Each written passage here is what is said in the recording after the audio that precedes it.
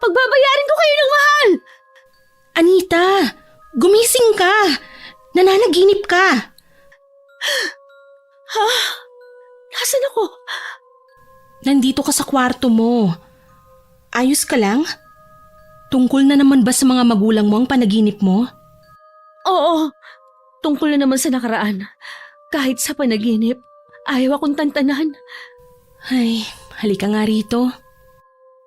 Mahigpit akong niyakap ni Beatrice para pakalmahin. Impit na lang ako na paiyak nang maalala ko na naman ang mapait kong nakaraan. Paulit-ulit na tanong ko sa isipan ko kung hanggang kailan ko mararanasan ang bangungot na to. Manalig ka lang, magiging maayos din ang lahat. Salamat ha. Lagi ka nandyan para sa akin. Sana nandito din si Ate Melissa. Ipagdarasal ko na sana matakasan din ng ate mo ang Kuya Rafael para balang araw magkasama na rin kayo. Gabi-gabi kong ipinagdarasal na sana mangyari ng sinasabi mo. Kung alam mo lang ang sobrang pag-aalala ko sa kanya. Oo nga pala, anong laman ng panaginip mo? Hindi ko pa rin siguro matanggap ang pagkamatay ng mga magulang ko nang dahil sa barang. Alam ko naman kukulam din naman sila pero tanging masasamang tao lang ang pinarurusahan nila. Napipilitan lang sila dahil sa mga taong inilalagay ang hustisya sa kanilang mga kamay dahil hindi maaasahan ng batas sa bansa. Hindi ko lang din lubos na maisip na yun din ang papatay sa kanila. Sino ang nasa likod ng nangyari sa kanila? Alam mo ba? Kinulong sila ng isang taong ang tanging hangad ay pansariling kapakanan lamang. Tanging nais niya, mahigitan ng kapangyarihan na meron ng magulang ko. Isang araw, umuwi na lang ang mga magulang ko na nanghihina at tila dinapuan ng malalang sakit. Tandang-tanda ko pa kung paano pahirapan ang aking mga magulang sa loob lang ng isang linggo. Ang mga uod na lumalabas sa kanilang balat, ang mga insektong tila kinakain ng lamang loob ng aking mga magulang at ang pagsusuka nila ng itim na dugo. Wala akong nagawa noong mga panahon na yon dahil binalaan nila ako na huwag akong makialam para hindi ako madamay. Mabuti naman at naikukwento mo na ang nangyari sa mga magulang mo. Paano nila natuklasan na ang taong yun ang nasa likod ng kanilang pagkapahamak? Isa yon sa mga kakayahan ng mga mangkukulam. Minsan, pati na rin ang mga albularyo. Madali nilang malaman kung sino nagpakulam o nagpabarang sa kanila. Ay, nakakalungkot ang nangyari sa mga magulang mo. Kahit siguro ko hindi matatahimik eh. Nung una akala ko hindi totoong mga ganyang bagay. Akala ko noon talagang kwento-kwento lang. Parang panakot lang. Wala akong nagawa kundi masdan ng araw-araw na paghihirap ng mga magulang ko. Nang mamatay sila, ang huling habilin sa akin ay wag daw akong gagante kahit anong mangyari. Inihabilin din ni Mama sa akin na wag ko na raw ipagpatuloy ang pinamana nilang kaalaman tungkol sa kulam. Ngunit hindi ko sila sinunod. Lalo ko pang inaralan tungkol sa kapangyarihang itim. Balang araw, gaganti ako sa mga taong may kagagawan ng pagkamatay nila. Hindi kaya mas maigi na sundin mo na lang ang bilin sa'yo ng mga magulang mo? Huwag ka nang gumanti. Hindi rin ako matatahimik.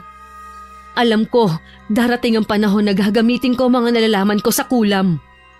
Alam mong kasalanan ng gumanti, lalo't kulam pang naisip mong paraan.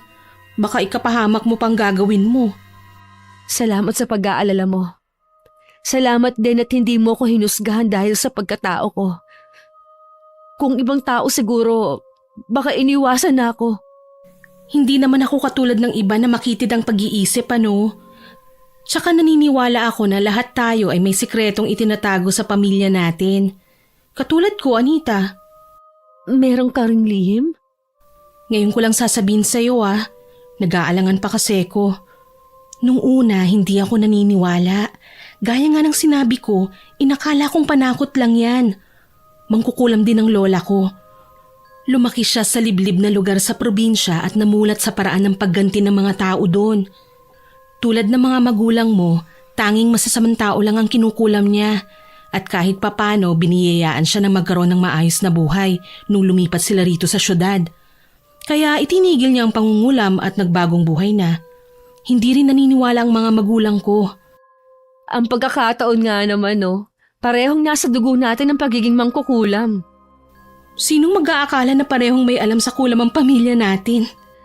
Ay, dahil sa masamang panaginip ko kung saan na umabot ang kwentuhan natin.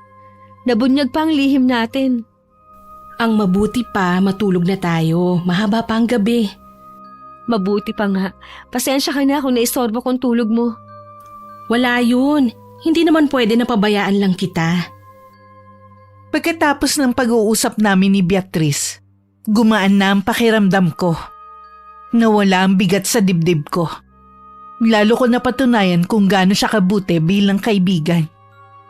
Hindi man kami magkadugo, itinuturing ko na rin siyang parang kapatid. Nasundan ko pa siya ng tingin nang bumalik siya sa kanyang higaan. Bumalik na rin ako sa pagkakahiga ko.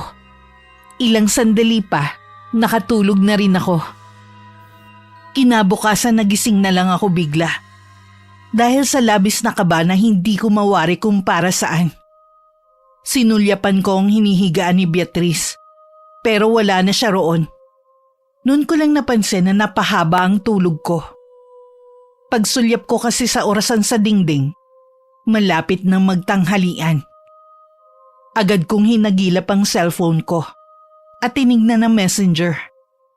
Kagabi pa kasi walang message sa akin si Edward. Napakunot noon na lang ako nang makita kong ni isang message ay wala pa rin mula sa kanya. Naisip kong tawagan na lang siya. Pero hindi ko siya matawagan. Lalo tuloy akong kinutuban ng hindi maganda. Bahagya pa ako nagulat nang biglang tumunog ang cellphone ko. Si Beatrice ang tumatawag. Anita, nasa bahay ka pa rin ba? Oo, bakit? Nasaan ka ba ngayon? Ayos ka lang ba? Si Edward, sinugod sa ospital. Sugatan dahil sa nagkainitan na naman sila ni Kuya Rafael. Ano ka mo? Anong ginawa niya sa nobyo ko? Sabihin mo! Binugbog at sinaksak si Edward ni Kuya. Wala akong nagawa. Nandun ni si Ate Melissa pero wala rin siyang nagawa. Pareho kaming napatulala lang. Kamusta si Edward? Kahit kailan hayop talaga yung kuya mo! Saang ospital kayo naroon ngayon, ha? Saan? Ite-text ko na lang sa'yo yung eksaktong lugar kung nasan kami. Pumunta ka kagad. Oo, hintayin niyo ako. Matapos ang tawag, hinintay ko na lang ang text sa akin ni Beatrice. Ilang sandali pa, natanggap ko na ang text nito sa akin. Naiiyak na lang ako sa labis na pag-aalala. Bumangon din ang galit sa dibdib ko para kay Rafael. Nung nalaman ko ang nangyari mula kay Beatrice, ay tila gumuho agad ang mundo ko. Nabalot ako ng takot at pag-aalala para kay Edward. Wala na akong inaksayang oras.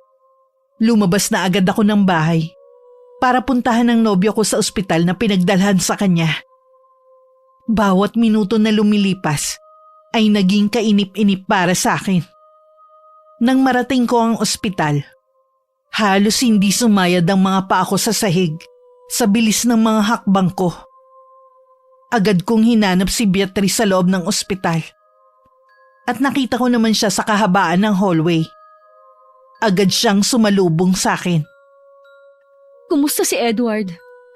Ano ang nangyari sa kanya? Huminahon ka, Anita. Mabuti mabilis kang nakarating dito. Huminga ka muna ng malalim, ha? Nanginginig ka na ng husto eh. Ang lamig pa ng kamay mo. Huwag mo akong intindihin. Samahan mo na lang ako kung nasaan si Edward. Sasamahan kita. Tsaka kung ano man ang makita mo, kailangan mong magpakatatag, ha? Ngayon pa lang humihingi na ako ng kapatawaran sa ginawa ng kapatid ko. Bilisan na natin. Puntahan na lang natin si Edward. Gusto ko siya makita. Malapit na tayo sa kwarto kung nasan siya. Sana hindi ganun kalala ang nangyari kay Edward. Malalaman mo rin.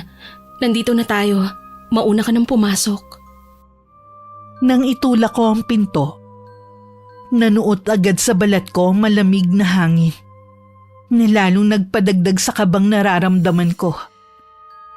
Sa kama na nasa gitna ng kwarto, naroon ang nobyo ko, na nakahiga at walang malay. Puno ng benda ang katawan nito. Marami rin sugat at pasa ang mukha at buong katawan nito. Sa tabi ng higaan nito ay naroon ang aparato na kahalintulad ng isang maliit na TV. Hindi ko na napigilan ang emosyon na lumukob sa akin. Napahagulgol na lang ako habang nakatayo sa harapan nito. Hindi ko rin malaman kung hahawakan ko siya o yayakapin. Nag-aalala kasi ko na baka mas masaktan siya kung magagalaw. Marami akong katanungan at hindi ko alam kung anong uunahin ko. Sinulyapan ko si Beatrice na napayuko na lamang. Bakit ganito kalala ang nangyari kay Edward? Gusto mo talaga siyang patayin ng kapatid mo? Nasaan ang hayop na lalaking yon? Nasaan? Anita. Huwag mo siyang pagtakpan. Nasaan siya? Hindi malalagay sa ganyang alanganin si Edward kung saksak lang ang tinamon niya. Nakikita mo ba ang itsura niya? Oo, hindi lang yun ang ginawa kay Edward. Nagawa rin siyang sagasaan ng mga kaibigan ni Kuya. Wala akong magawa, Anita eh. Patawarin mo sana ako. Mga hayop sila! Mga walang puso! Ano bang nagawang kasalanan ni Edward sa kanila? Patawarin mo ako, Anita. Walang kapatawaran ang ginawa nila. Anita! Tumahimik na lang si Beatrice sa isang tabi. Ako naman kinakausap ko si Edward na gumising na ito. Parang gusto ko na lang hatian ito sa sakit na nararamdaman niya. Kung ano-ano na rin ang mga naiisip ko. Paano kung hindi kayanin ni Edward? Parang isang masamang bangungot na naman ang nangyari sa akin. Natulog lang ako. Ito na ang sumalubong sa pagising ko. Halos magdilim na rin ako sa sobrang galit na nararamdaman ko. Lumapit sa akin si Beatrice at niyakap ako habang lumuluha. Gusto kong magalit din kay Beatrice. Pero alam kong wala naman siyang kasalanan sa ginawa ng kapatid niya. Ang isa sa nagpapabigat sa akin ay ang kapatid nito ang may gawa nun. Alam ko kasi na wala akong laban kay Rafael. Pera ang pananggalang nito sa mga masasamang ginagawa. Pera lagi ang pinangtatapal nito sa lahat ng taong kumakalaban sa kanya. Iniisip ko na magagawa pa kaya makuha ang hustisya ni Edward. Marahas kong pinahid ang mga luha ko at saka ko mawala sa pagkakayakap ni Beatrice. Hindi ba nasaksihan mo ang lahat ng nangyari? Oo, at si Ate Melissa. Nakita namin pareho ang pangyayari. Wala akong maaasahan kay ate dahil takot yon kay Rafael. Kaya ikaw na lang ang pwede kong asahan. Siguro naman natatandaan mo ang lahat ng detalye sa mga nangyari. Oo, malinaw sa akin ang lahat ng nangyari. Kung ganon, handa ka bang tumistigo laban sa kapatid at mga kaibigan niya? Desidido ka na bang magsampa ng kaso? Oo. Kailangan mabigyan ng hustisya ang ginawa nila kay Edward. Handa akong tumistigo. Hindi ko na palalampasin ang ginawa ni Kuya.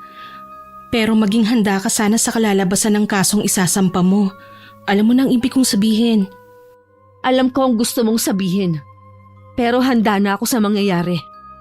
Kung sigurado ka na, nandito lang ako para suportahan ka sa desisyon mo.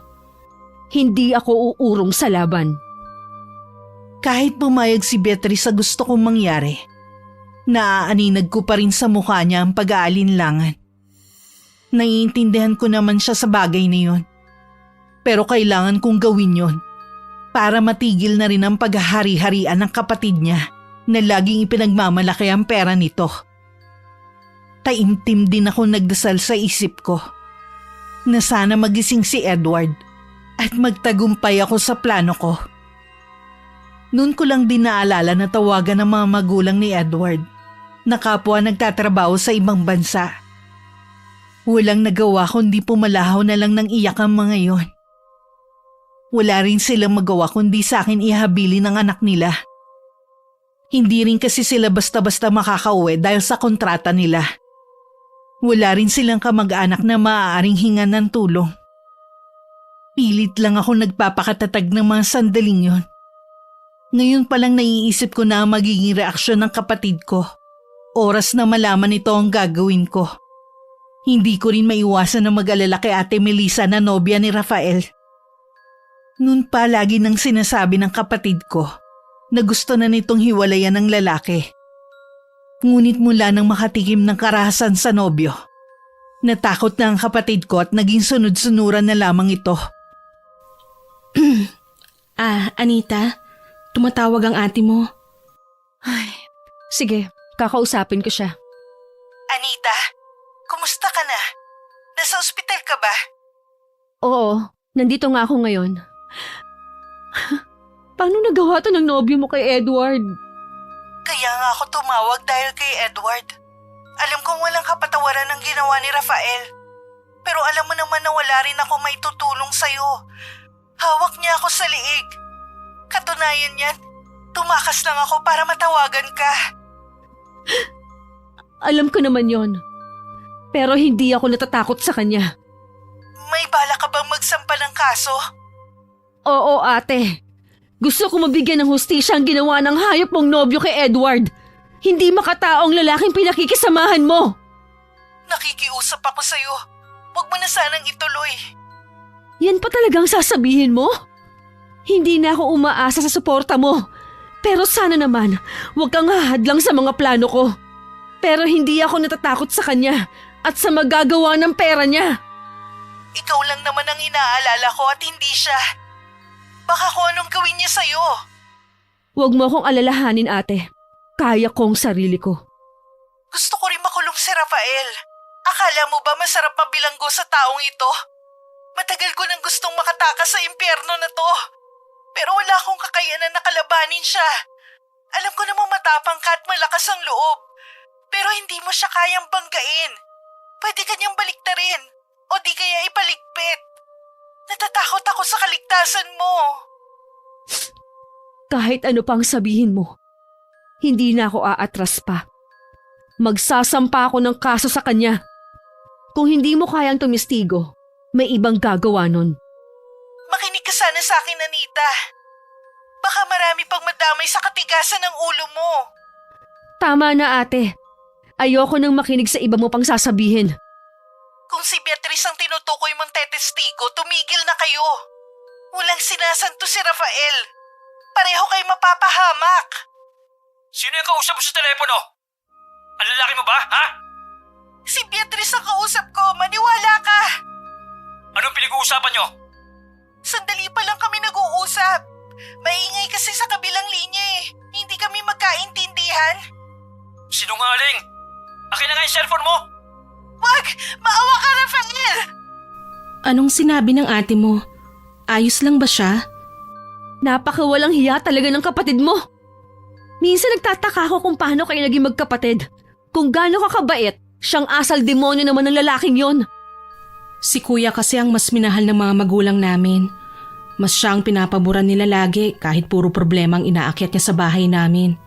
Lahat ng gusto niya, lagi ding ibinibigay nila. Kaya siguro lumaki ng ganun si kuya dahil sinusunod ang lahat ng layaw niya. Kahit nga ako nakakaranas ng kalupitan niya. Sensya ka na, Beatrice, kung napagbuntunan kita ng galit ko. Naiintindihan naman kita eh. Kung ako naman ang nasa kalagayan mo, baka ganyan din ang maging reaksyon ko. Salamat. Siya nga pala, sabi ni ate, mag-iingat tayong dalawa. Mukhang may pinaplano ang kapatid mo. Oo, ngayon pa lang handa na ako. Sa kademonyohan ng kapatid mo, posibleng ipagpalit niya tayo. Napahawak na lang si Beatrice sa kanyang nakaawang na bibig. Hindi makapaniwala na maaari ngayon gawin sa kanya ng kapatid niya. Hindi ko maiwasang hindi maawa sa kanya. Lalo't tumulo ang luha na kanina pa niya pinipigil. Nanginginig din ang buo niyang katawan sa takot. Inabot ko ang kamay niya at saka yun ikinulong sa mga kamay ko. Sa isa't isa na lang kami kumukuha ng lakas ng loob. Buong maghapon na pareho kaming balisa. Pareho kami may agam-agam sa panganib na nakaamba sa amin. Ay, ang dami na nangyari sa araw na to. Kailangan pa natin pagandaan ang mga susunod na araw. Kailangan nating maging malakas. Teka lang kukunin ko lang ang in-order kong pagkain natin. Wala akong ganang kumain. Pilitin mo, alalahanin mo, may laban pa tayong haharapin at kailangan ka ni Edward. Mamaya na lang ako. Ikaw na lang muna ang kumain. Sige na, kumain ka na. Kahit konti lang. Kanina ka pa walang kinakain eh. Ayoko talaga. Kung malalaman lang ni Edward ang ginagawa mo, hindi siya matutuwa. Alam mo naman sa lahat ng ayaw niya eh, yung nagpapabaya sa sarili. Blankong tingin lang ang ipinukol ko kay Beatrice. Tama naman siya, pero hindi ko mapilit ang sarili ko na gawin kung anong gusto niya. Nang sulyapan ko si Edward, nanikip na naman ang dibdib ko. Kahit namumugto na ang mga mata ko, tila hindi pa rin napapagod sa pag-iyak. Napatitig ako sa supot na pinaglalagyan ng pagkain. Hindi talaga ako makaramdam ng gutom. Kahit mukhang masarap ang biniling pagkain ng kaibigan ko. Sige na, kumain ka na. Kahit konti lang. Kung hindi ka kakain, hindi na rin ako kakain. Ay, sige na nga, mapilit ka eh. Mukhang masarap pa naman to oh. Salamat. Kung wala ka sa tabi ko, malamang kanina pa ako bumigay. Hindi mo kailangan laging magpasalamat. Higit pa sa kapatid ang turingan natin. Kaya natural na karamay mo ko. Hindi ko napigilan na mapangiti sa sinabing yun ni Beatrice. Ilang sandali pa, pinagsaluhan na namin ang pagkain na binili niya. Naging tamilmil man ang pagkain ko. Pinilit ko talagang ubusin yon. Siya na rin ang nagligpit sa pinagkainan namin. Nagpaalam din siya na uuwi muna para kumuha ng ilang gamit. Nang maiwan ako mag-isa, wala akong ibang ginawa kundi pagmasdan si Edward habang tumutulo ang mga luha ko sa mga mata. Mabilis na lumipas ang oras at halos hating gabi na. Wala pa rin si Beatrice. Hindi ko tuloy maiwasan na mag-alala. Napukaw naman bigla ang atensyon ko sa marka sa katawan ni Edward. Kahalintulad kasi yun ng mga marka sa katawan na nakita ko sa mga magulang ko noon. Maya-maya lang, dumating na si Beatrice na bagong paligo na. Oh, may nangyari ba? Para kasing may mali eh. Ha? Mali saan? May napansin kasi akong marka sa katawan at kamay ni Edward. Anong klaseng marka? Ito oh, pagmasdan mo mabuti. Wala naman eh. Baka itong pasa ang tinutukoy mo. Hindi yan. Teka, ba't nawala? Kanina meron eh. Baka dala lang yan ng matinding pagod at pag-aalala mo. Kaya kung ano-ano nang nakikita mo. Ang mabuti pa, matulog ka na. Ako na lang ang bahala sa pagbabantay kay Edward. Sigurado ka ba? Oo naman. Sige na, ako nang bahala. Ako na rin ang kakausap sa doktor o nurse na papasok dito. Iidlip lang ako ng konti.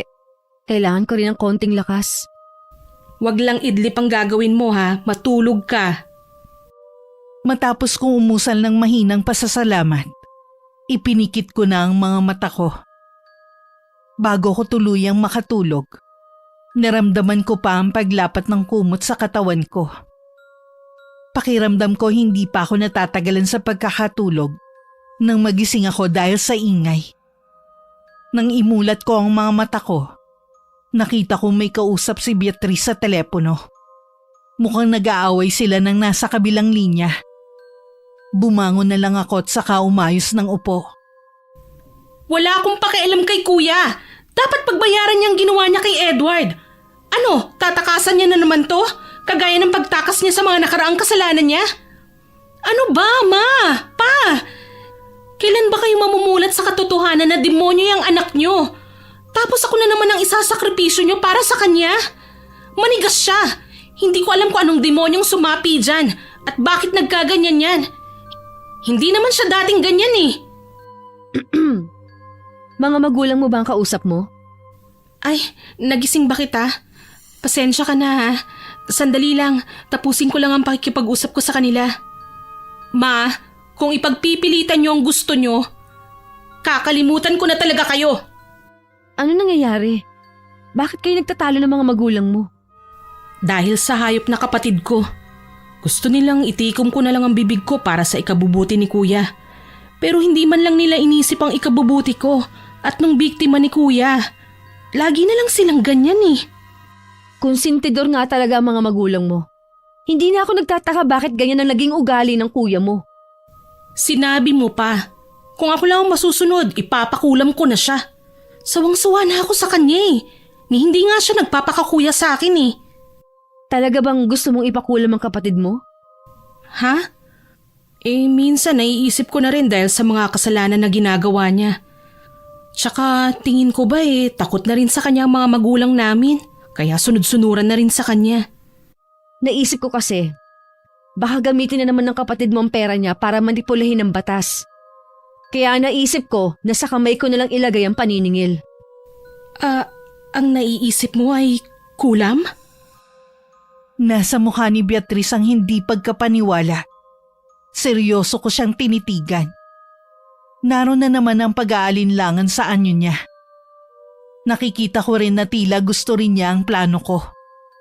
Umiwas muna siya ng tingin bago muling ibinalik sa akin ang paningin. Ay, sige, tutulungan kita. Talaga? Oo, naisip ko nga na baka kulam lang ang tanging paraan para magtino siya. At higit sa lahat, maigaganti na rin natin ang mga taong inapi niya. Kasama si Edward at ang ate ko. Pero kailangan buong loob mo na kulamin ng kapatid mo. Makakaya ko. Nakayanan niya ngang ipagahasa ako sa mga kaibigan niya. May mga ilang taon nang nakakalipas. Pwes, kaya ko rin tong gawin sa kanya. Totoo bang sinabi mo? Nagawa niya yun sa'yo? Napakahayop ng kapatid mo. Nang sulyapan ko ang kaibigan ko, napansin kong namumula ang kanyang mga mata. Alam kong pinipigilan lamang niyang huwag maiyak. Hindi ko akalain na may masakit pala itong inililihim. Hindi kasi halata sa kanya na may madilim din siyang nakaraan. Likas kasi rito ang pagiging masayahin. Lumapit ako sa kanya at saka siya niyakap. Ang kaninang pinipigil na luha, tuluyan nang pumatak sa mga mata niya. Napakuyom ako ng kamao. Dumadami na kasi ang kasalanan sa akin ni Rafael. Ang tagal ko tong itinago sa dibdib ko. Wala ni isa ako mapagsabihan dahil sa takot kong mahusgahan.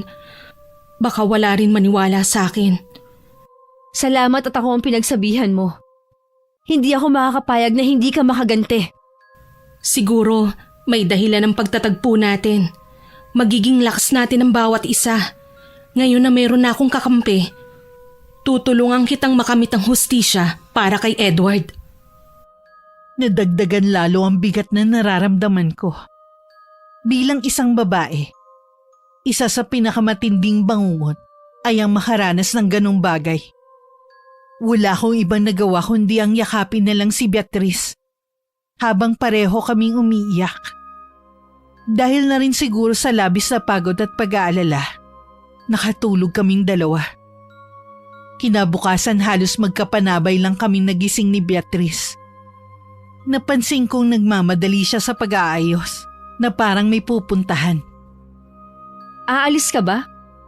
Oo, bibili lang ako ng makakain natin pero babalik din naman ako kagad. Idagdag mo na to sa pambibili mo. Itabi mo na lang yan. Alalahanin mo malaki ang gagastusin mo dito sa ospital. Ako na lang ang bahala. Nakakahiya naman sa'yo. Wala kang dapat ikahiya. Sabi ko nga higit pa tayo sa tunay na magkapatid. Kung tutuusin, kulang pa ang ginagawa kong to sa laki ng kasalanan ng kapatid ko kay Edward. O sige, ikaw ang bahala. Mag-iingat ka sa paglabas mo. Nang tuluyang naisara ni Beatrice ang pinto, ay kaagad naman akong lumapit kay Edward para mapunasan ang katawan niya. Maingat ko ring inayos ang higaan niya. Habang pinupunasan ko siya ng basang bimpo, lumabas na naman ang mga marka sa katawan niya. Napatitig ako sa tiyan niya. Wala sa loob ko na hinawakan ko yun. Napakatigas nun na parang bato. Bigla akong kinutuban na baka binabarang si Edward. Napaisip ako na malalim kung sino ang may gawa nun sa kanya. Wala naman kasi siyang kaaway kundi si Rafael lang. Pero palagay ko, hindi niya alam ang barang. Sa lalim ng iniisip ko, hindi ko na namalayan ang pagdating ni Beatrice. Tsaka ko lang siya namalayan nang kalabitin niya ako. Okay ka lang? Ha? Oo naman. Nag-aalala lang kasi ako kay Edward. Hanggang ngayon kasi hindi pa rin siya nagkakamalay. Teka, ano tong parang marka sa katawan ni Edward? Wala naman to kahapon ah. Yan ang sinasabi ko sa'yo. Ano kaya ang ibig sabihin ng marka na yan? Sana mali ang hinala ko. Ganyan kasi nangyari sa mga magulang ko noon. Ang marka na yan ay tanda ng barang. Ha? Sino naman kaya ang gagawa nun kay Edward? Imposible namang si kuya. Hindi nga niya alam ang kulam o barang eh. Ay, kung tama ako, hindi ko alam kung kakayanin kong gamutin si Edward. Ano ang gagawin natin? Nasa panganib ang buhay ni Edward. Hindi ko pa alam. Pero hindi ako papayag na may masamang mangyari kay Edward. Hindi kaya kakilala din niya ang may gawa nun sa kanya? Posible din. Marami kasing dahilan ng pambabarang. Maaaring dahil gusto gumante o may iba pang motibo. Maaaring inggit din. Ang iba, gusto lamang makuha ang kanilang espiritu at saka ikinukulong sa katawan ng manika. Hindi ko maiwasan na makaramdam ng takot. Ngayon hindi lang si kuya ang kalaban natin, kundi meron pang iba. Pinakamahirap kalabanin ay ang barang. Matitigil lamang ang sumpa oras na mamatay na ang biktima. Ipagdasal na lang natin ang paggaling ni Edward. Naniniwala pa rin ako na pinakamabisa pa rin ang panalangin. Ay, ang mabuti pa, kumain na tayo. O sige, Kahit dinadagsa tayo ng problema, huwag pa rin natin pababayaan ang mga sarili natin. Kailangan din nating magpakalakas. tama ka ng mga sinabi. Tahimik naman naming pinagsaluhan ng pagkain namin. Alam ko kahit hindi magsalita si Beatrice, pareho kami ng laman ng isipan. Kahit wala pa rin ganang kumain, pinilit ko pa rin malamnan ang tiyan ko. Nang mga sandaling yun, dama ko na ang labis na pagkahapo, pero kailangan ko pa rin lumaban. Itutuloy pa ba natin ang pagkulam kay kuya? Medyo nagdadalawang isip na ako ngayon na gawin. Pero gusto ko pa rin siyang magbayad sa ginawa niya. Inaalala ko kasi ang kalagayan ni Edward. Nasa mahirap na sitwasyon na nga siya. May bumabarang pa sa kanya. Hindi ko alam kung pagsubok pa ba ito sa amin o parusa. Naging mabuti naman siyang tao. Bakit kailangan niya tong danasin? Pagsubok man o parusa, huwag tayong susuko. Alam kong kasalanan ito sa Panginoon. Pero sana mapatawad niya tayo sa masamang plano natin sa kapatid mo. Hindi man niya tayo mapatawad sa gagawin natin, gusto ko pa rin ituloy. Alang-alang sa akin at sa mga taong nakaranas ng kalupitan ng kapatid ko. Gusto ko rin yan. Wala sa isip kong pumatay. Gusto ko lang mahirapan ang kapatid mo. Para malaman niya ang pakiramdam ng ginagawa niya sa kapwa niya. Sabihan mo lang ako kung anong gagawin ko. Nasasabik na rin ako sa gagawin nating paghihiganti. Oo, planuhin nating mabuti. Gawin na natin sana ito sa lalong madaling panahon. Habang nasa loob ng banyo si Beatrice, inayos ko naman ang pinagkainan namin. Pagkatapos tinanggal ko na rin ang iba naming kalat. Anumang oras kasi, papasok na naman ang nurse at doktor na magmomonitor sa kalagayan ni Edward. Paglabas ni Beatrice, ako naman ang nagbanyo sandali. Naabutan ko pa ang nurse at doktor na tumingin sa nobyo ko. Malungkot na umiling sa akin ng doktor at sinabi nitong wala pa rin pagbabago sa kalagayan nito. Alam ko na nahihirapan ka na rin. Kung sakali na hindi man makaligtas si Edward, at least makakaganti ka sa taong may gawa nito sa kanya. Oras ang kalaban natin. Baka mamaya kasi makaisip pang tumakas at magtago ng kapatid ko. Ay, alam ko. Kung ganon, ituloy na natin ang plano natin. Kung inaakala ng kapatid mo na makakatakas siya, nagkakamali siya. Hindi ako katulad ng iba na masisindak niya. Tama yan, pero kailangan natin ng may titingin kay Edward. Huwag mo siyang alalahanin. Tumawag ang nanay niya. Anumang sandali, makakauwi siya dahil pinayagan siya ng amo niya. Pagdating niya, tsaka natin isasagawa ang mga plano natin. Mabuti naman kung ganon. Hindi tayo mag-aalala sa kalagayan ni Edward. Kailangan natin makahanap ng lugar. Huwag mo nang alalahanin yon. Ako nang bahala. Ang kailangan mong gawin, makakuha ng gamit o buhok ng kapatid mo. Ako nang bahala sa bagay na yan. Kapag ba dumating na ang nanay ni Edward, tsaka tayo kikilos kaagad? Oo, para wala tayong ibang iintindihin kundi ang ating plano.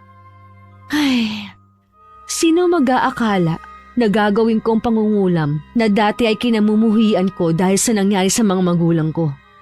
Sadya talagang sinusubok ako ng pangyayari sa buhay ko. Lahat naman tayo sinusubok ng mga problema eh. Pero ang mga nangyayari sa atin, hindi na madadaan pa sa pagpapatawad. Bilib nga ako sa iyo eh, sa tibay ng loob na pinapakita mo. Huwag kang mag-alala, karamay mo ko. Maraming salamat talaga, Beatrice. Inaalala ko rin kasi ang kapatid ko. Mula nang mawala ang mga magulang namin, marami na ako napansing pagbabago sa kanya. Kung alam mo lang talaga ang totoong ugali ng ate mo, baka magulat ka. Anong ibig mong sabihin? Huwag mo na lang pansinin ang sinabi ko. Mas maigi kasi kung ikaw mismo ang makakita. Bakit hindi mo pa sabihin? Ayoko. Mas gusto ko kasing ikaw mismo ang makaalam, lalo na't kapatid mo siya. Napatitig na lang ako kay Beatrice habang napapakunot ng noo. Nadagdagan patuloy ang iniisip ko dahil sa sinabi niyang yun. Aminado kong kahit magkapatid kami ni Ate Melissa, hindi namin ganun kakilala ang isa't isa. Ang napansin ko lang nung magkasama pa kami ay ang kakaiba niyang ikinikilos na tingin ko normal naman. Dahil sa sinabi ng kaibigan ko, tila nagkaroon ako ngayon ng pag-aalala sa kapatid ko. Bigla tuloy ako napatanong sa sarili ko. May mga kailangan ba akong malaman sa kapatid ko? Ano ang mga itinatago niya sa akin? Lumipas muli ang nakakainip na sandali.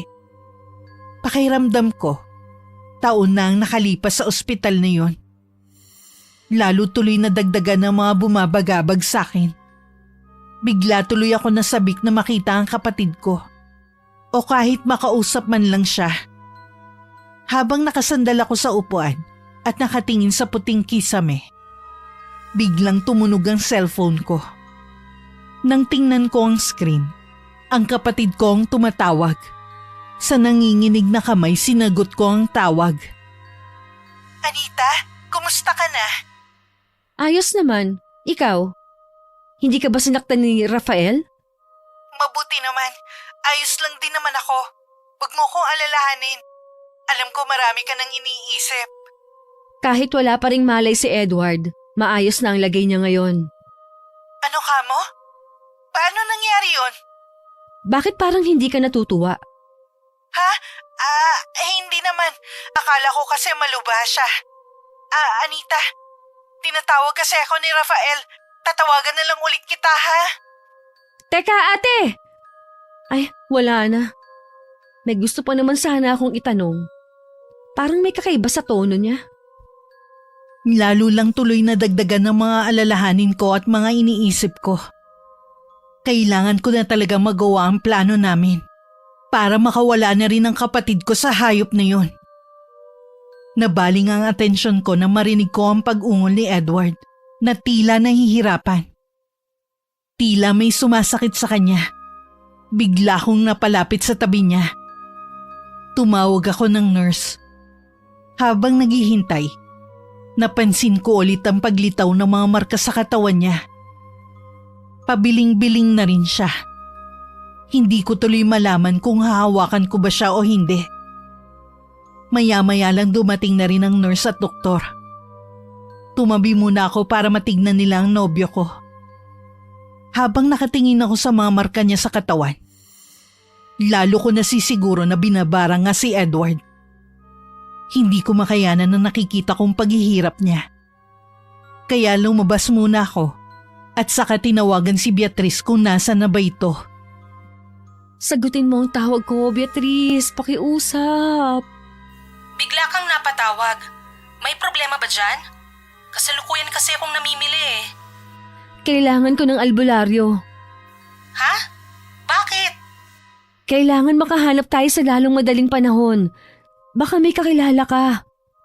Oo, meron. Yung kapatid ni Lola sa probinsya, si Lolo Tiago.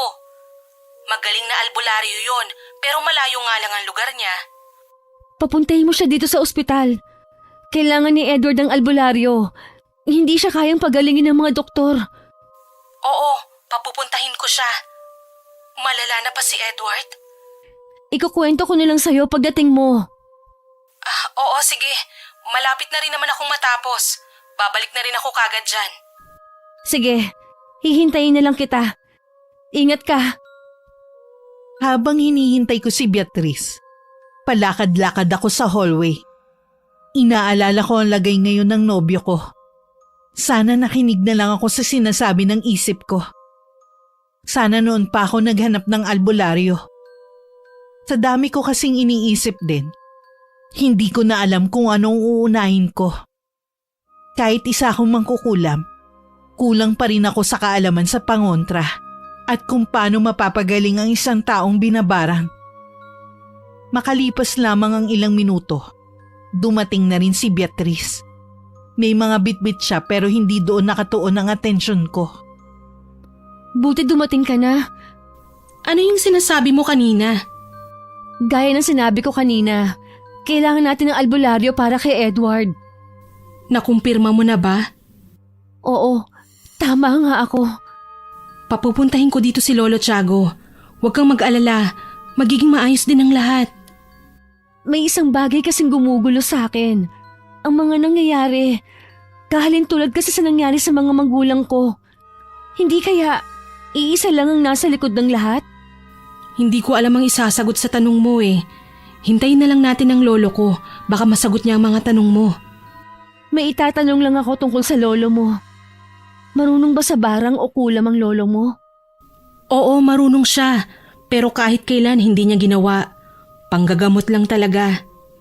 Baka kako, pwede na siya na lang ang gumawa ng kulam sa kapatid mo. Hindi yun papayag eh. Apo din niya si kuya. Tsaka gaya ng sinabi ko, nanggagamot lang siya. Hindi naman natin sasabihin kung sino ang kukulamin niya. Basta ibigay na lang natin ang gamit ng taong kukulamin niya. Sa tingin mo, hindi yun malalaman ni Lolo Tiago? Mali mo, sana makumbinsi mo siya. Hindi ko alam eh. Tsaka hanggat maaari ayokong mandamay pa ng ibang tao sa plano natin. Pagkatapos ng pag-uusap namin, umalis na si Beatrice para kausapin ng isang tao. Habang hinihintay ko siyang bumalik, tumawag naman sa akin ang ina ni Edward. Tinatanong nito ang kalagayan ng anak niya. At sinabi nito na madidelay ang dating dahil sa bagyo sa kanila. Kanselado di umano ang biyahe sa lahat ng paliparan. Hindi naman nagtagal ang pag-uusap namin at kaagad na nitong tinapos dahil sa limitadong oras sa pagtawag. Matapos ang pag-uusap namin ni tita, ay sakto naman dumating na si Beatrice. Nakausap ko na si Lolo Tiago sa telepono at pumayag naman siya. Sinabi ko rin sa kanya ang ilang detalye. Kailan daw siya pupunta? Bukas daw ang dating ni Lolo. Sana hindi tayo nakaabala sa kanya. Baka kasi marami siyang ginagawa sa kanila eh. Hindi naman daw, kaya lang nung kausap ko siya, baka ito na raw ang huling panggagamot niya. Tumatanda na raw kasi siya eh. Buti nga napapayag natin siya. Muntik na pala tayong mahuli. Buti na pabigyan pa tayo. Oo nga. Ay, Para saan naman diyang napakalalim mong buntong hininga? manggagamot lang si Lolo. Hindi pa kasi ako nagbabanggit ng tungkol sa kulam, kaagad na niya akong sinabihan na hindi siya gagawa ng ibang bagay maliban sa panggagamot. Palagay ko, alam ni Lolo ang plano natin. Ay, magaling nga talaga ang lolo mo. Biruin mo, alam niya agad. Ay, wala na tayong pagpipilian. Tayo talaga ang gagawa. Ganun na nga. Mabuti na rin yun para wala nang madamay na ibang tao. Sana matapos na agad ang lahat ng mga nangyayari. Gusto ko na rin magbagong buhay. Huwag kang mag-alala. Matatapos din ang mga pagsubok na ito. Sa totoo lang, pagod na ako sa kaiiyak. Gusto ko na lang matapos ito. Mas kailangan mong magpakatatag ngayon. Huwag kang bibitaw. Tandaan mo, nandito lang ako. Kahit paulit-ulit ko nang sinasambit na pagod na akong umiyak, Hindi ko pa rin mapigilan na mapahikbi na naman. Isang yakap naman ang ibinigay sa akin ni Beatrice. Nagpakawala naman ako ng malalim na paghinga para maibsan ang paninikip ng dibdib ko. Umaasa na lang ako na kapag natapos ko ng magawa ang kulam kay Rafael, pare-pareho na kaming matatahimik. Siya lang naman kasi ang punot dulo ng lahat ng pangyayari. Nananahimik ako. Basta na lang siyang manggugulo at sasaktan si Edward. Tama lang sa kanya ang makatanggap ng kaparusahan. Nang gabing yun, kahit puno ng alalahanin ng mga puso namin, mahimbing pa rin kaming nakatulog na magkaibigan. Kinabukasan hindi ko na nagisnan si Beatrice. Nilapitan ko na lang si Edward. Wala pa rin pagbabago sa kanya. Hindi na rin nawawala ang marka sa kanyang balat. Ilang sandali lang, pumasok na ang isang nurse para i-check ang kalagayan nito. Ngumiti pa ito bago lumabas ng kwarto. Hinanap ko naman si Beatrice sa banyo, pero wala siya doon. Naisipan kong tawagan na lang siya. Nasaan ka? Pasensya ka na ha. Ang sarap kasi ng tulog mo kanina eh. Kaya hindi na kita ginising. Nandito ako ngayon sa terminal para sunduin si Lolo. Ah, ganun ba? Sige, hihintayin ko na lang kayo dito. Siya nga pala, sabihin mo sa akin kung kailangan mo ng pera. Baka kasi kinakapos ka na rin. Huwag kang mag-alala. Kapag kailangan ko na magsasabi naman ako. Tsaka, saka na tayo magtuusan ng mga gastos natin. Pagkatapos ng problemang kinakaharap natin ngayon. Ah, sige. Sobrang nahihiya na rin kasi ako sa'yo eh. Puro na lang nahihiya ang naririnig ko sa'yo. Para saan pa bang pagkakaibigan natin kung nahihiya ka sa akin? Ah, basta. Babayaran kita sa lahat ng utang ko sa'yo. Bahala ka na nga. O sige na, baka naabala na kita. Kapag dumating na si Lolo, dyan na kagad kami didiretso. Hintayin mo na lang kami ha. Oo, mag-iingat ka dyan. Nang matapos na ang pag-uusap namin, inayos ko muna ang sarili ko. Pagkatapos habang naghihintay sa pagdating ni Beatrice at ng lolo nito, umupo muna ako sa tabi ni Edward at saka ako hinawakan ng kamay niya. Kinakausap ko rin siya tungkol sa mga masasayang sandali na magkasama kami. Maging ang mga plano namin kapag naisipan na naming tuluyang magsama. Paulit-ulit kong sinasabi sa kanya na gumising na siya at hindi ko kayang mawala siya sa buhay ko. Habang nakatingin sa maamong mukha niya, bumalik sa akin ang mga alaala kung saan masaya kaming namamasyal. Mga pag-uusap namin na nauuwi sa mainit na sandali. Hindi ko lubos na maisip na masayang sandali namin ay sa isang iglap ay magiging bangungot nang dahil sa isang tao na itinuturing na Diyos ang pera. May ilang oras din ako naghintay bago dumating si Beatrice, kasama ang isang matandang lalaki. Nandito na kami. Nainip ka ba sa paghihintay? Ah, hindi naman. Siya ba ang lolo mo? Oo, siya na nga ang lolo Tiago ko. Yung kinukwento ko sa'yo. Kumusta, Iha? May binanggit sa akin ng apo ko tungkol sa problema na yung kinakaharap. Hindi ko po alam kung tama bang sabihin na mabuti, kahit hindi naman. Salamat po at pinuntahan niyo kami. Naiintindihan kita, Iha. Pwede ko bang makita ang nobyo mo? Siya po ang nobyo kong si Edward. Mag-iisang linggo na po siyang walang malay. Humakbang palapit si Lolo Tiago sa higaan kung nasaan ang nobyo ko. Bumakas naman ang gulat sa mukha ng matandang lalaki. Isang bulungan na rinig namin na binigkas nito. Mahabaging langit! Bakit ngayon nyo lang naisipan na ipagamot ang binatang ito? Bakit po? Huli na ba kami? Kumalat na kasi sa buo niyang katawan ang sumpa ng dulot ng barang. Pero lahat gagawin ko para mailigtas ang binatang ito. Nakikiusap po ako. Pagalingin niyo po siya. Sa ngalan ng Panginoon na siyang pinakamakapangyarihan sa lahat, naway bigyan pa niya ako ng lakas upang magapi ang taong nasa likod ng bumabarang sa kanya. Malakas ang kapangyarihan ng may gawa nito sa iyong nobyo. Hindi siya basta-basta magpapatalo. Lahat gagawin ko para hindi siya magtagumpay. Gawin niyo po ang lahat, Lo. Gagawin ko ang lahat. Ilagay niyo muna ang pulang tela na ito sa inyo. Huwag niyong hahayaan na mawala yan sa inyong katawan. Para saan po ito, Lolo? Pangontra yan. Malapit lang sa inyong may gawa nito. Nakikita ko ugnayan ninyong tatlo. Isang napakalapit na tao may gawa nito sa iyo, Anita. At nararamdaman ko na dahil to sa inggit at galit. Nagkatinginan pa kami ni Beatrice at pareho nagtatanong ang mga mata sa isa't isa bago muling tumingin kay Lolo Tiago.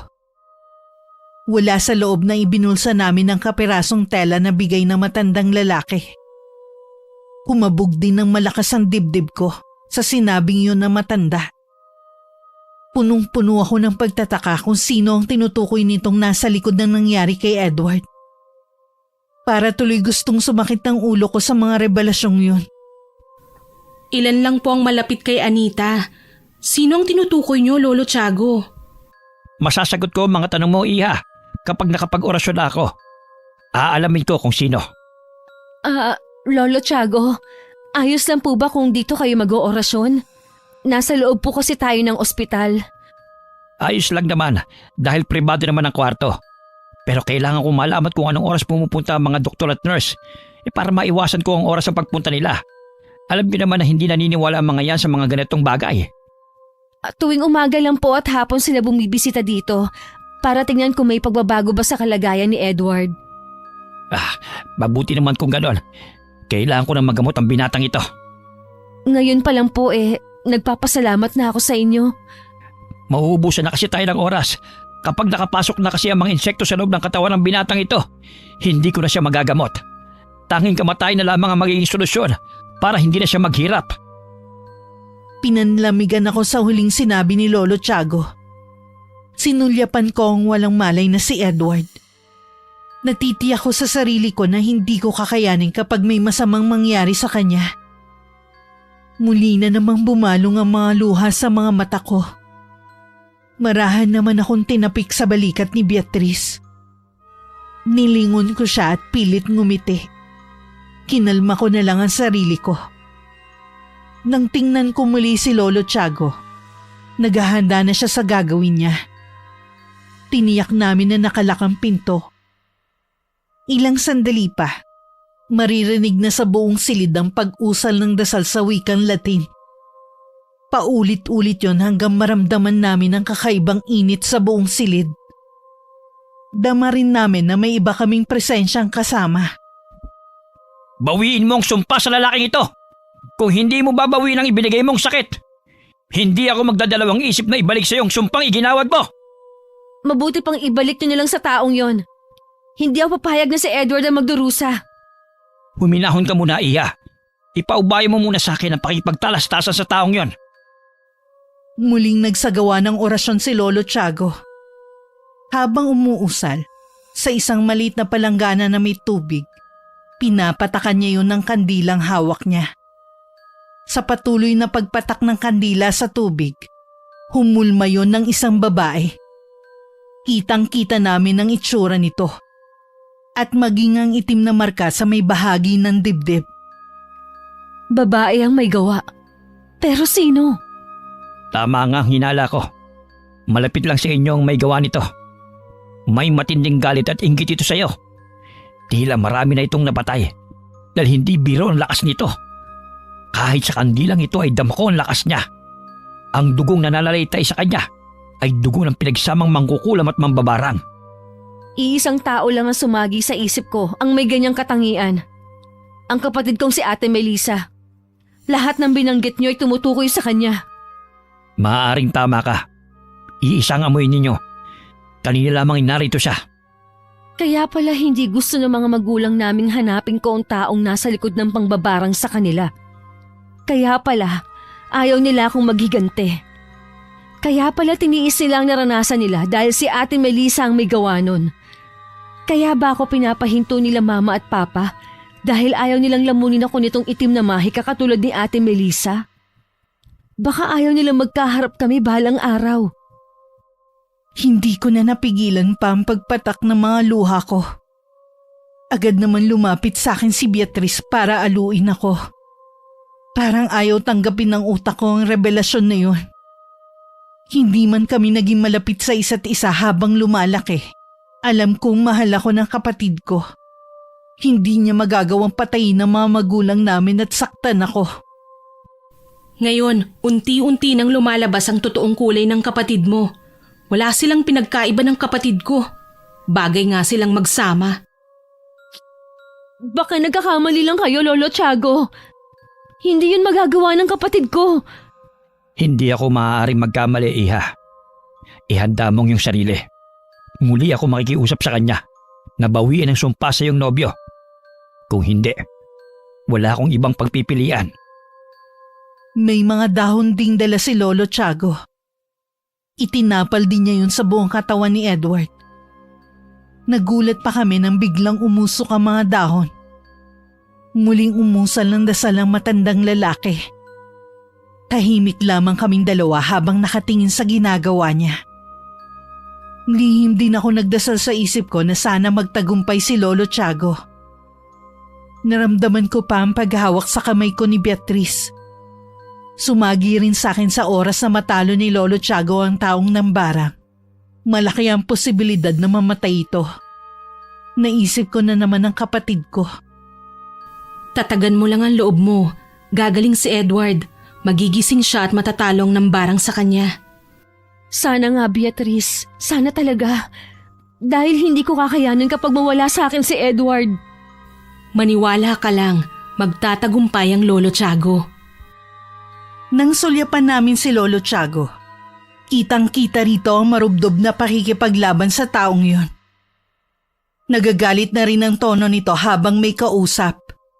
Naramdaman na naman namin ang tila may ibang presensya sa apat na sulok ng silid na yon. Nakita pa namin ang pag-agos ng dugo sa ilong ni Tata Tiago. Bakas din sa mukha nito na nahihirapan kalabanin ng mambabarang. Mukhang malakas nga ang kalaban.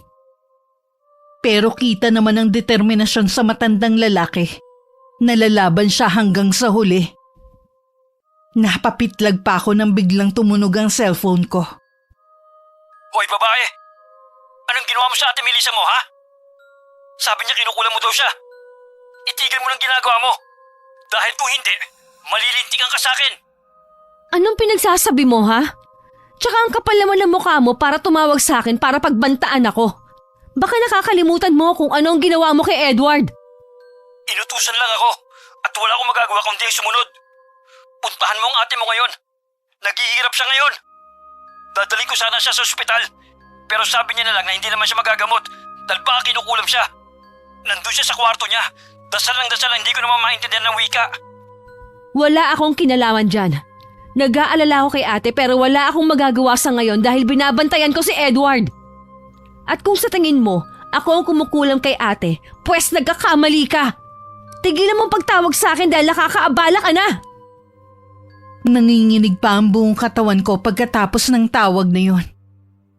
Dama ko ang biglang pag-ahon ng galit ko nang marinig ko ang boses niya. Kasabay ng pag-aalala ko kay Ate Melissa. Alam kong dahil sa ginagawa ni Lolo Tiago. Kaya nangyayari yun sa kanya. Wala nang ang duda. Ang kapatid ko may kagagawa ng pambabarang sa mga magulang namin. At ngayon naman kay Edward. Anong nangyayari? Bakit daw tumawag ang kapatid ko?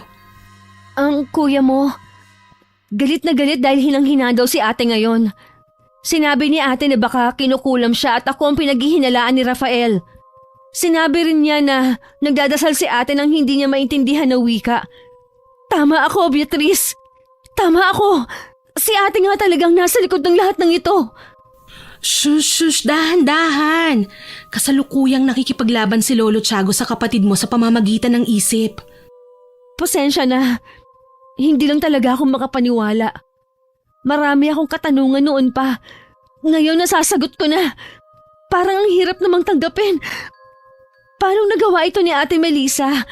Bakit? Habang siya nagpapakasarap sa buhay, ako naman nagdurusa ng dahil sa kagagawan niya. Noon pa alam kong meron ng itinatagong lihim na ugali ang kapatid mo. Kahit maayos siyang makisama sa akin noon, mabigat pa rin ang loob ko sa kanya. Ngayon alam ko na kung bakit.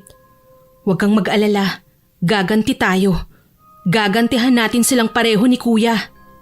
Gaganti talaga ako.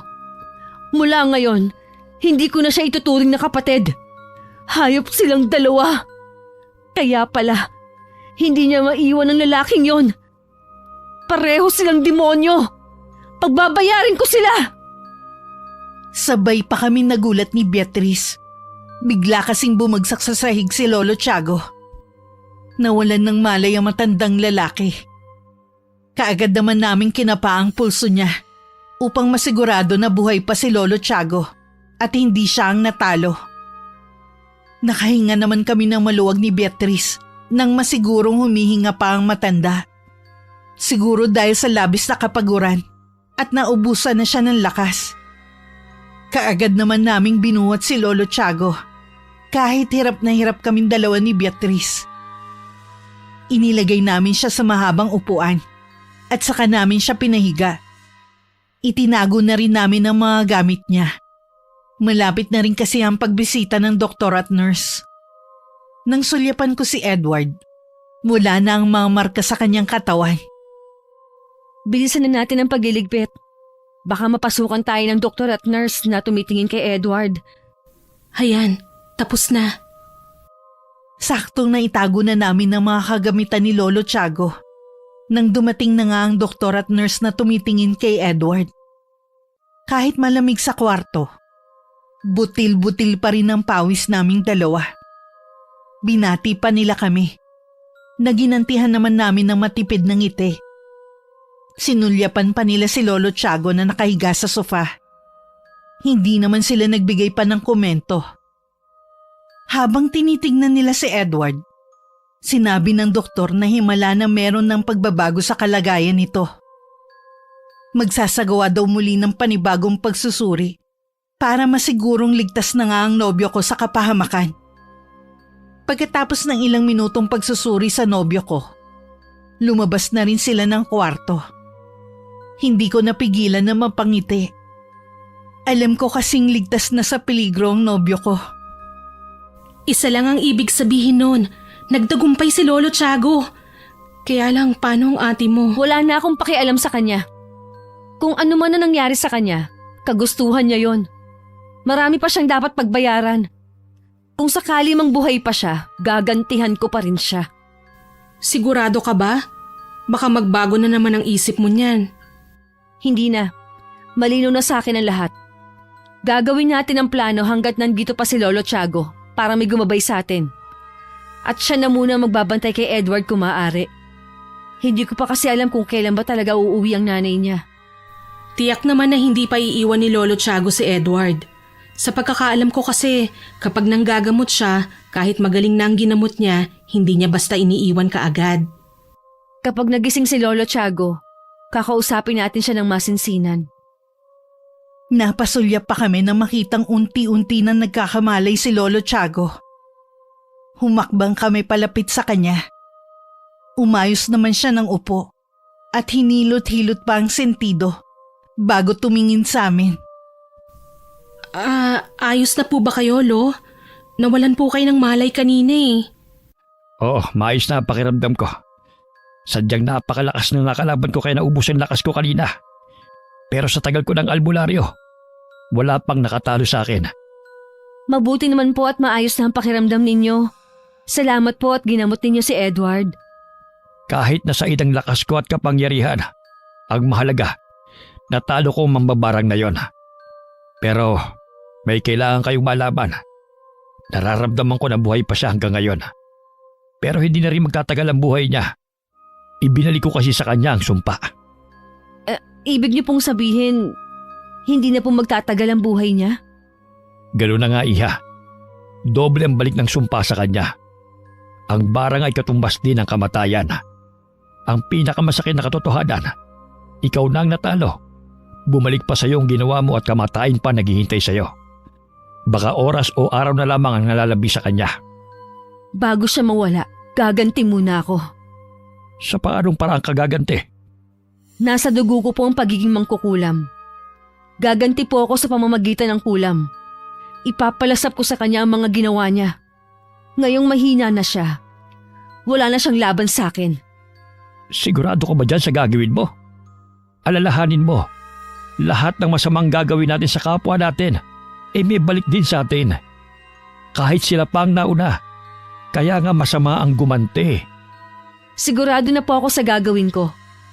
Hindi na po magbabagong pasya ko. Buong buhay akong nabuhay sa bangungot na siya palang may kagagawan. Kaya tama lang po nagantihan ko siya. Lolo, pwede bang kayo munang magbantay kay Edward? Sasama ka rin ba, Beatrice? Opo hindi ko po pwedeng hindi samahan ng kaibigan ko. Buo na po ang desisyon ko, Lo. Nasa hustong gulang ka na para magdesisyon. Pero pinapaalalahanan ko kayo sa gagawin ninyo. Masama ang gumante. Dapat handa rin kayo sa kahihinatnan ng gagawin ninyo. Alam ko po, Lolo. Naiiling na lang si Lolo Tiago habang nakatingin sa amin ng apo niya. Bago niya kami pinayagan umalis, binasbasan din niya kami. Ipinaalala rin niya ang kapirasong tela na ibinigay sa amin bilang proteksyon. Lumapit lang ako kay Edward at hinalikan ko siya sa labi. Wala na kaming inaksayang oras. Dinala lang namin ang mahalagang bagay bago kami umalis. Pupunta pa ba ako sa bahay? Wag na. Diretso na tayo sa apartment natin. Litrato na lang nila ang gagamitin natin. Baka mapahama ka pa kapag pumunta ka pa sa bahay ninyo. Baka ikaw pang pagbunto na ng galit ng kapatid mo. Naisip ko nga yun pero handa naman na ako. Mabuti, malapit na rin gumabi. Mas makapangyarihan ang pagiging mangkukulam ko kung sa gabi ko ito'y sasagawa. Nang may dumaang taxi, agad na namin yung pinara para mas mabilis kaming makarating sa inuupahan naming apartment. Kahit hindi sabihin ni Beatrice, alam ko kabado din siya kagaya ko. Nang hawakan ko ang kamay niya, napakalamig nun. May 1 oras din na naging biyahe namin bago kami nakauwi sa amin. Nagpalingalinga pa ako bago pumasok sa loob. May mga manika ka palang nakatago? Oo, galing pa ngayon sa mga magulang ko. Yun ang tanging alaala nila sa akin. 2 ba ang gagamitin natin? Gusto ko kasi na sabay silang magdusa. Oo. Ay, kung alam ko lang talagang si Ate Melissa ang may gawa nun sa mga magulang namin. Matagal ko na sanang pinarusahan ng demonyong yun. Sana, mabigyan ko ng hustisya ang pagkamatay nila. Ito rin ang una at huling beses ko na gagawin ito. Ako din. Nang matapos ang pag-uusap namin ni Beatrice, kaagad kong hinanap ang kahon na pinaglalagyan ng mga hindi ko pa nagagamit na voodoo dolls. Kinuha ko ang 2 manika at mga karayom na iba't iba ang laki. Kinuha ko na rin ang itim na libro para sa gagawin kong kulam. Dahil hindi ko naman ginagamit, napuno na ng alikabok ang mga gamit ko. Bigla rin ako nakaramdam ng lungkot at pangungulila sa aking mga magulang. Agad kong iwinaksi ang mga iniisip ko. Kailangan ko na maghanda. Matapos kong makumpleto ang lahat ng kailangan ko para sa orasyon, tinawag ko na si Beatrice at siguradong may litrato siyang nahanap. Ano? Nakahanap ka ng litrato? Oo, nandito na pero magkasama sila sa isang litrato. Pwede na siguro to. Oo, pwede na yan. Gupitin na lang natin. Ang importante may mukha nilang 2. Guntingin mo yung litrato at siguraduhin mo na lang na buo yung mukha nila. Yun ang kailangan natin. Sige, gugupitin ko na. Kukunin ko na ang mga kandilang gagamitin ko at posporo. Hindi na ako makapaghintay pa. Pareho kaming kabado.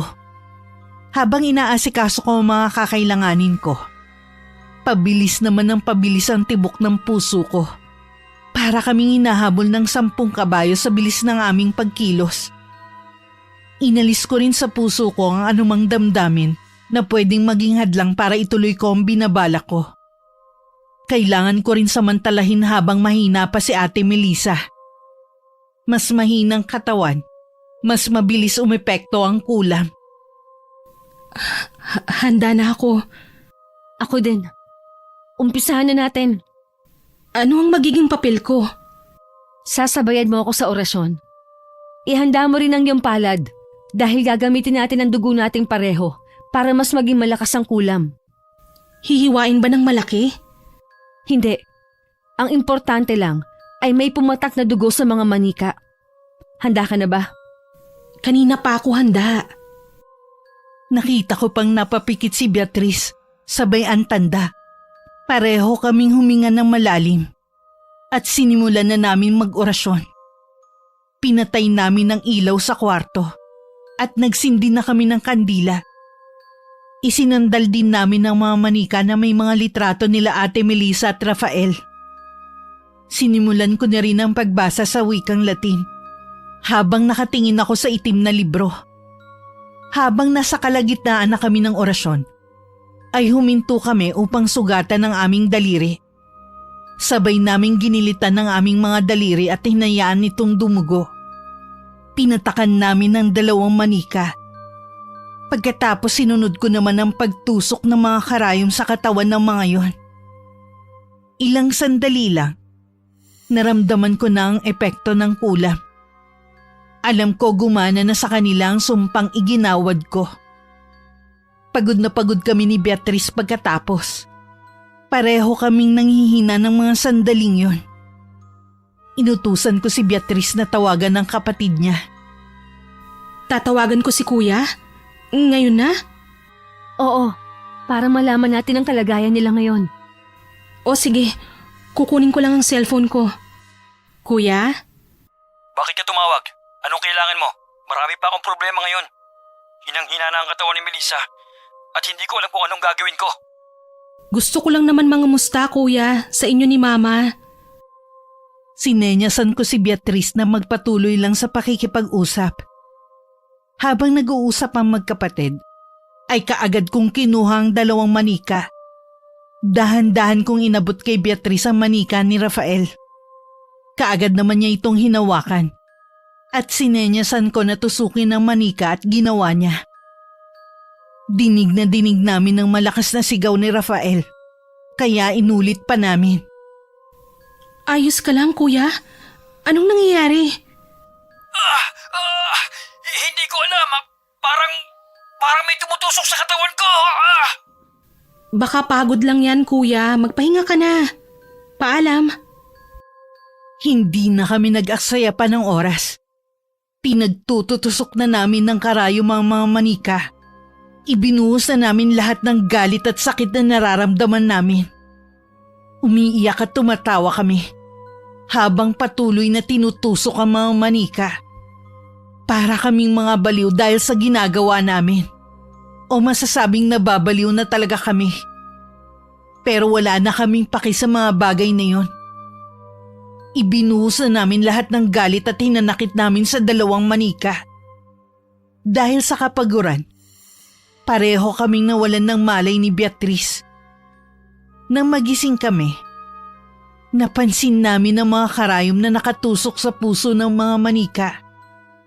Nanlaki ang mga mata namin at napagtanto ang nangyari. Itinago ko na mga ginamit namin at nangakong hindi na muling ilalabas sa pinagtataguan nito. Kahit 3:00 pa lang ng madaling araw, bumalik na tayo sa ospital. Mabuti pa nga. Wala naman kasi tayong gagawin pa dito. Gusto ko na rin kasi makita si Edward. Sige, maghahanda na ako. May aayusin lang ako sandali. Pagkatapos ng paghahanda, lumabas na kami ng inuupahan naming apartment. Nag-abang na kami ng masasakyan pabalik ng ospital. Dito naman sa lungsod, kahit anong oras ay may mga masasakyan naman. Kaya di rin nagtagal nakasakay na ulit kami ng taxi. Matapos ang halos 1 oras na biyahe, nakarating na kami sa ospital. Parang may pakpak ang aking mga paa na nagmamadaling pumasok sa kwarto ni Edward. Ganun na lang ang gulat ko sa nadatnan. Edward, gising ka na? Salamat naman, nagising ka na rin. Kung alam mo lang ang sobra naming pag-aalala sa'yo, lalo na si Anita. Kung alam mo lang na halos mabaliw-baliw ako sa paghihintay kung kailan ka magigising. Lolo, kailan pa siya nagising? Kaninang hating gabi lang. Nagulat na lang ako bigla nang makita ko na tumatayo siya. Hindi pa nga lang siya nakakapagsalita.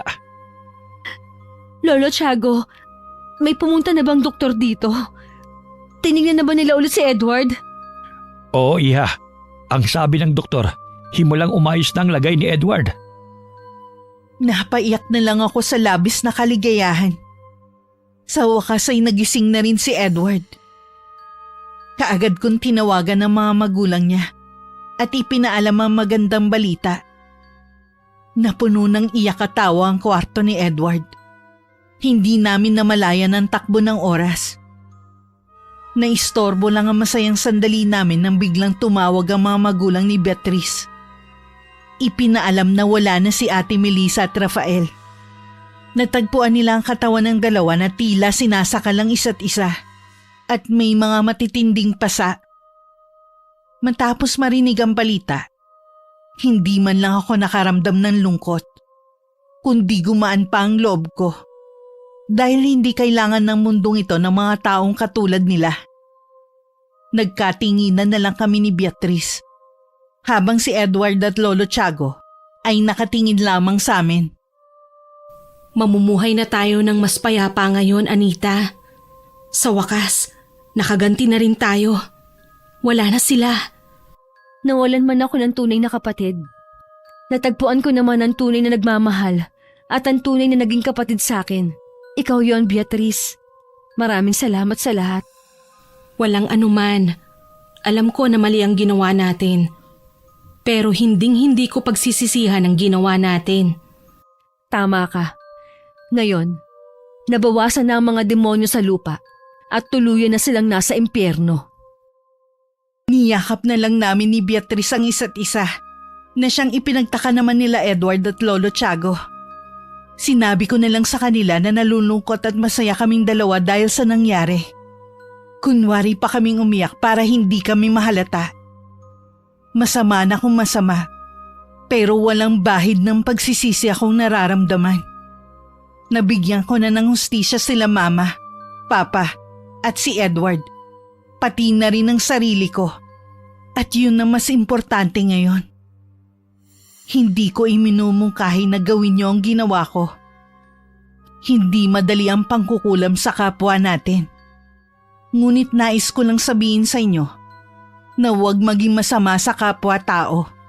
Kung ayaw niyong ibalik nila to sa'yo, matuto rin tayong lumaban sa buhay at huwag magpaape sa mga masasamang tao na walang ibang alam gawin kundi ang sundin lang ang sariling kaligayahan kahit pa ikapapahamak ito ng iba. Naway maging paalala ang kwento na ito sa inyo na maging mabuti sa kapwa, kapatid, kaanak, magulang, kaklase, kasintahan o kung ano pa man sila sa'yo. Dahil babalik at babalik ang karma sa'yo. At para sa akin, handa akong tanggapin ang karmang darating sa akin dahil sa pinaglaban ko na hustisya. Wakas. Pagbabayarin